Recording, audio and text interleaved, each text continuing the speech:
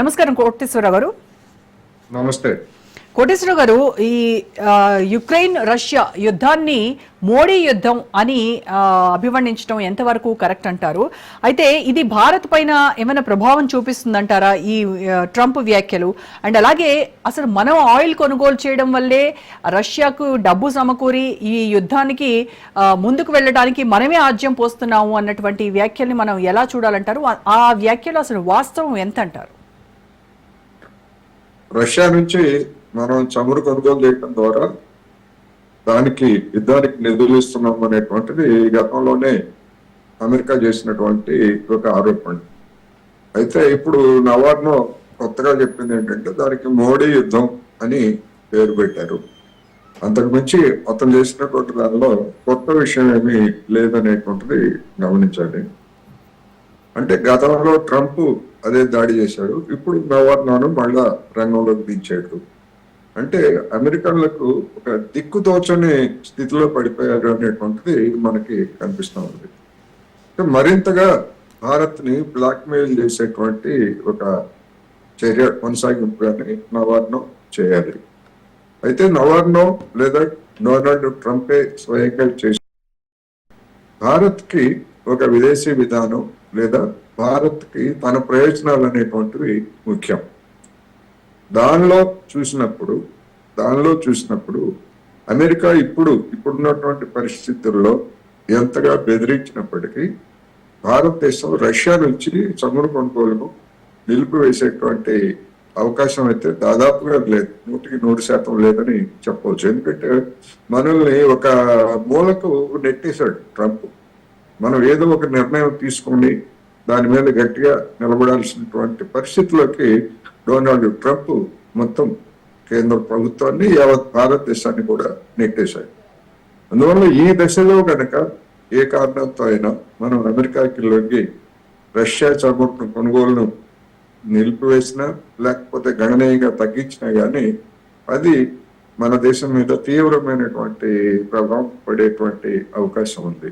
ఇప్పుడు మనం రష్యా నుంచి కొనుగోలు చేస్తున్నాము అనే పేరుతోటి అమెరికా మన మీద యుద్ధం ప్రకటిస్తే అమెరికా ఒత్తిడికి లొంగి గనక మనం రష్యా ఆయిల్ ను కొనుగోలు చేయడం ఆపేస్తే మిగిలినటువంటి అనేక దేశాలు మన మీద యుద్ధం ప్రకటించేటువంటి, అంటే ప్రత్యక్షంగా రష్యా చైనా ట్రంప్ మాదిరి కాకపోయినప్పటికీ మన మీద కత్తికట్టేటువంటి అవకాశాలు ఉంటాయి. ఎందుకంటే అమెరికాను వ్యతిరేకించేటువంటి దేశాలకి మనం కూడా అమెరికాతో సమానంగా కనిపిస్తాం కనుక అటువంటి ప్రమాదం ఉంది. అందుకని ఇవాళ ఉన్నటువంటి పరిస్థితుల్లో నరేంద్ర మోడీ గారు అటువంటి నిర్ణయం తీసుకుంటారని ఇప్పటి వరకైతే వచ్చినటువంటి సూచన ప్రకారం మనం అనుకోని అవసరం లేదు. కానీ మరి అమెరికా మనకి ఆఫర్ ఇచ్చింది కదా, రష్యా నుంచి చమురు కొనుగోలు ఆపితే కనుక మీకు 25% ఇమ్మీడియట్ గా ఈ సుంకాలు రద్దు చేస్తానని చెప్పడానికి మరి ఈ ఆఫర్ ని మనం యాక్సెప్ట్ చేయాలా వద్దంటారా?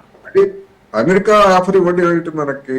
ఇప్పుడు మనం ఎవరి దగ్గర కొనుగోలు చేయాలి, ఎవరి దగ్గర కొనుగోలు చేయకూడదు అనేటువంటిది ఒక సర్వసత్తాక దేశంగా మనకున్నటువంటి మన హక్కు, అంతే తప్ప ఇవాళ అమెరికా చెప్పినట్టుగా ఆఫర్ ఇచ్చారని చెప్పేసి మనం కొనుగోలు చేయటం మానేసిన తర్వాత మన మీద సుంకాలు విధిస్తాడు ఏదో ఒక పేరుతోటి. అప్పుడు మనం ఎవరి దగ్గర కొనుగోలు చేయాలి? ఇప్పుడు మనం గతంలో మనం చేసినటువంటి పొరపాటు అదే. ఇరాన్ దగ్గర మీరు కొనుగోలు చేయొద్దు అంటే మనం నరేంద్ర మోడీ సర్కారు దాన్ని ఆపేసిన తర్వాత ఇరాన్ తో మనకేమి శత్రుత్వం లేదు, కానీ ఇరాన్ ని మనం దెబ్బతీసామనేటువంటి అభిప్రాయం ఇరాన్ లో కలిగింది. పైకి ఎక్స్ప్రెస్ చేయకపోయినప్పటికీ ఇరాన్ లో కలిగింది. అదేవిధంగా పశ్చిమ దేశాల్లో కూడా మనల్ని అనుమానంగా చూడటం అనేటువంటిది చూసాం. ఈ నేపథ్యంలో చూసినప్పుడు ఇప్పుడు రష్యాతో కూడా మనం ఆ విధమైనటువంటి లావాదేవీలను కనుక మనం తెంచేసుకుంటే మిగిలిన దేశాలు మనల్ని నమ్మేటువంటి పరిస్థితి ఉండదు అనేది మనం గమనించాం. అందుకని ఆ విధమైనటువంటి ఆఫర్లకి మనం లొంగిపోవాల్సినటువంటి అవసరం లేదు. మరి అదే ట్రంప్ మరి 25% మన మీద పన్నులు విధించినప్పుడు మరి ఆఫర్ ఏమైంది?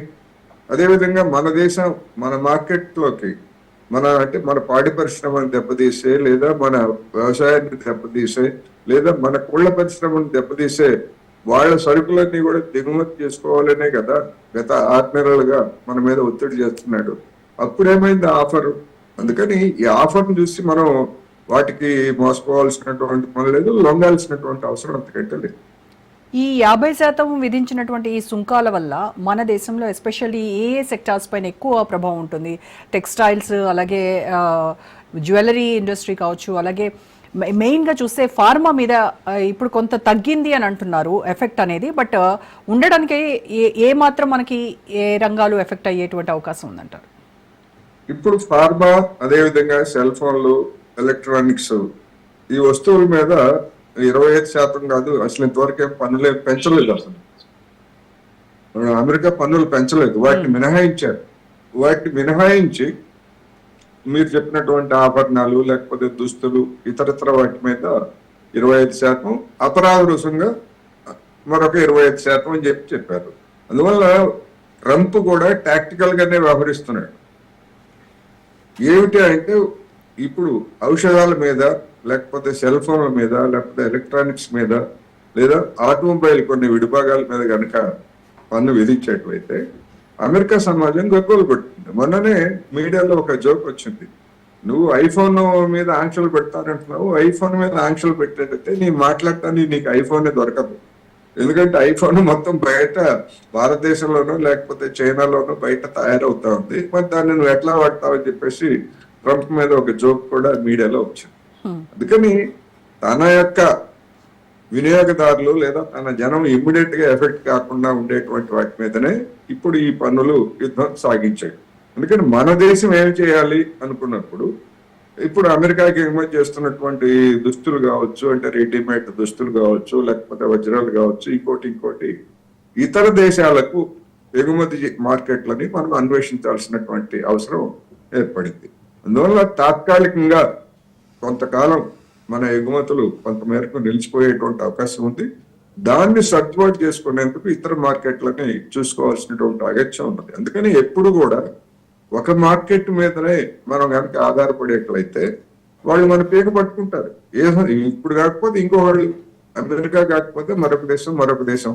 అందుకని ఎప్పుడు కూడా ఇవాళ ఉన్నటువంటి అంతర్జాతీయ పరిస్థితుల్లో ఒక దేశం వెంట తోకంట నారాయణ అన్నట్టుగా వెళ్ళటం కానీ, లేకపోతే ఒక దేశం శిబిరంలో ఉన్నాము అనేటువంటి అభిప్రాయం కలిగితే మనకు నష్టం. అందుకని ఇప్పుడు మనకి ఒక మంచి గుణపాఠం మనం నేర్చుకోవాల్సినటువంటి ఒక గుణపాఠాన్ని ట్రంప్ మనకు నేర్పినందుకు మనం నిజంగా సంతోషించాలి అనేది కూడా మనం చెప్పుకోవచ్చు. అయితే ఇప్పుడు చైనా కూడా రష్యా నుంచి క్రూడ్ ఆయిల్ కొంటూ ఉంది, అయినప్పటికీ కూడాను భారత్నే ఎందుకు అమెరికా టార్గెట్ చేసిందంటారు? అది రాజకీయ చాణక్యం. ఉంది అమెరికా ఆడుతున్నటువంటి రాజకీయ చాణక్యం. అసలు లక్ష్యం ఏమిటి?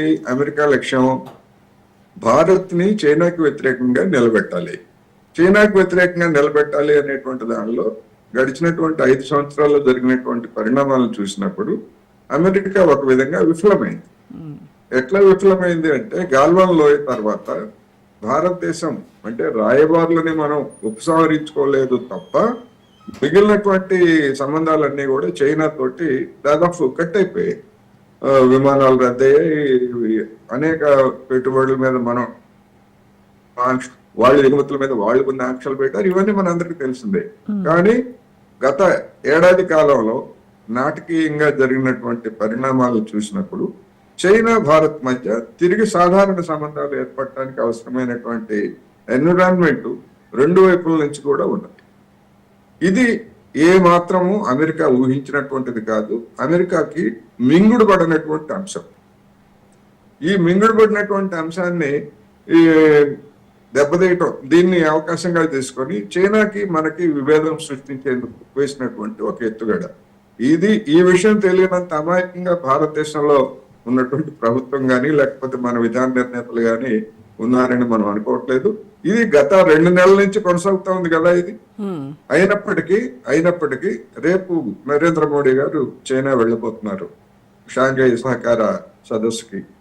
అదేవిధంగా మిగిలినటువంటి ఆయన కూడా మళ్ళా షీ జిన్పింగ్ కూడా మళ్ళా గతంలో మన మహాబలిపురానికి వచ్చినట్టుగా మళ్ళా ఆయన కూడా భారతదేశానికి ఏదో ఒక సందర్భంలో వస్తారు అనేటువంటి ఒక సహృద్భావ వాతావరణం కనిపించడంతో అమెరికన్లకు గంగ వెర్రులు ఎత్తుతున్నాయి. నిజంగా భారతదేశం కనుక చైనాతో సఖ్యంగా ఉంటే వాళ్ళ రాజకీయ ప్రయోజనం దెబ్బతింటాయి. అసలు కారణం అది.